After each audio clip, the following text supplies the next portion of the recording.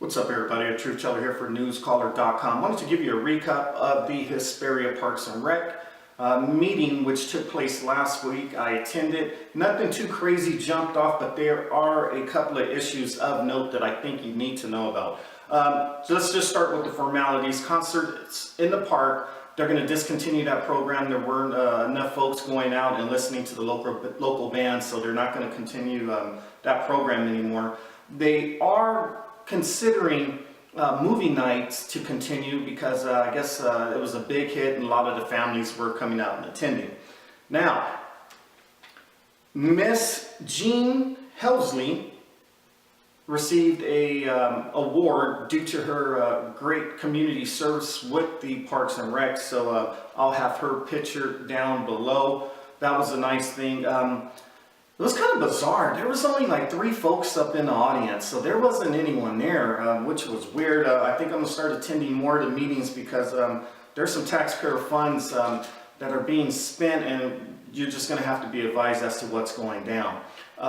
Director Greg went back and forth with one of the staff members in regards to subsidizing some type of after-school programs through the Parks and Rec Fund when I guess it's actually at the local schools. And why Hesperia Unified aren't covering these programs, I don't know. This was actually my first meeting, so I really don't know the acronym that they were throwing around.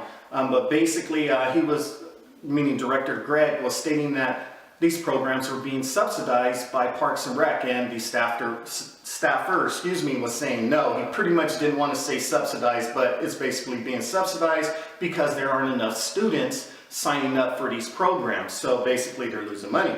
Director Greg went on to speak about Hesperia Golf Course. Now this is when I started to perk up in my chair. Listen to this. Hesperia Golf Course is losing year to date somewhere around $38,000. That's just year to date.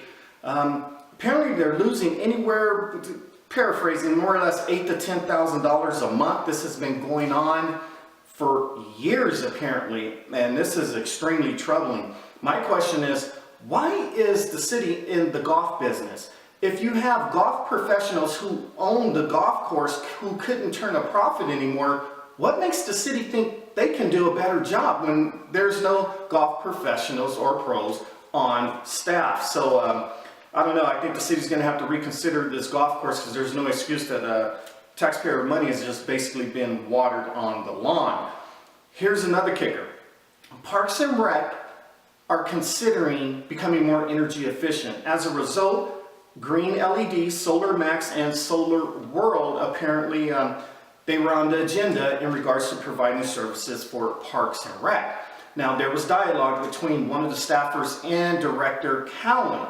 Now, red meat was basically thrown out there for the audience because Director Cowan basically asked the question to the staffer, hey, it's reported that there's a member on Hesperia City Council who may have connections with several of the subcontractors for the solar project.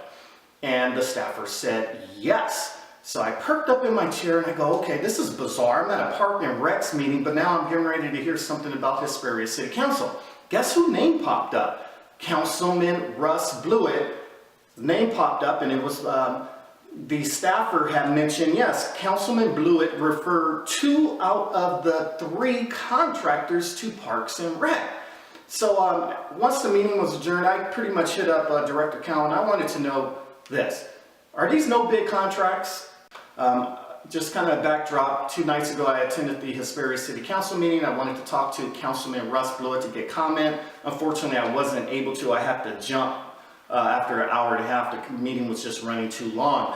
But I'm definitely going to hit him up. I want to know his connection between 2 out of the 3 contractors. I don't know, this is troubling. As you know, I put a piece out about the nonprofit that was basically crony capitalists trying to have taxpayer fund their operations. So I want to know if these 3 solar contractors have actually bid on the project, or are these just no bid contracts? So that's just kind of something interesting to know.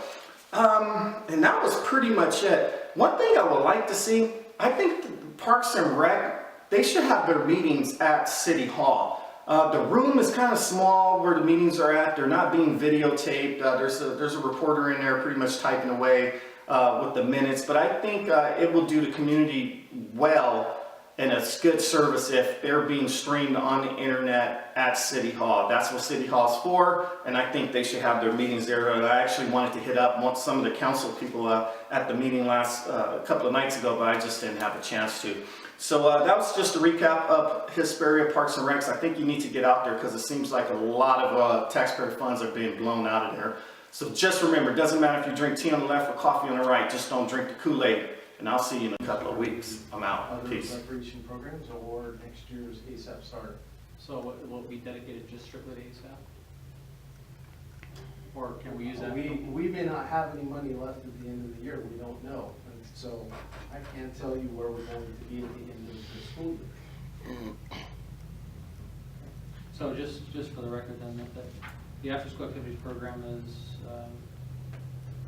netted in profit. $29,436 through the end of December. That's profit through the end of December. And yet we're still not operating at all sites. And still other sites are being subsidized with that ASAP money funding, correct? And if you remember those numbers at the other 5 sites, there was barely, if you added all the participants from the other 5 sites, there was hardly enough to open one site. Yeah. But the numbers that you're reflecting here, just to say, take for instance Kingston with a number of 19, dipped down to 18, which is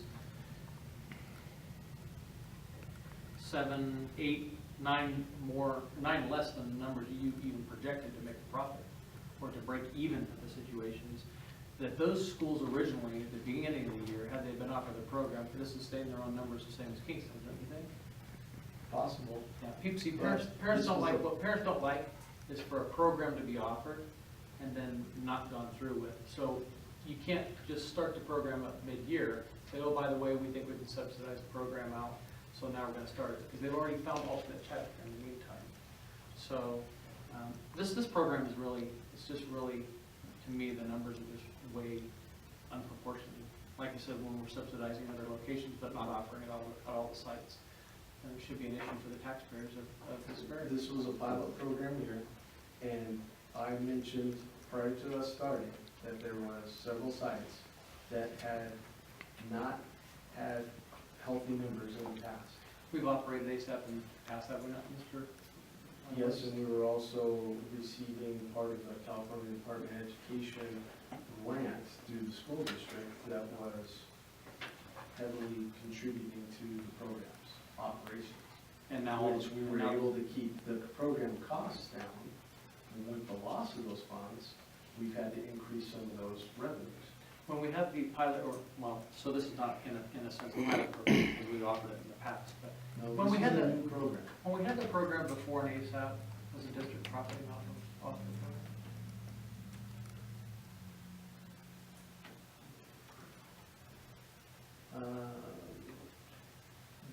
I believe that the program sustained itself and contributed to the foundation and helped continue a positive program. So we're profiting off of it back then too. If you want to refer to it as profit. Well, I think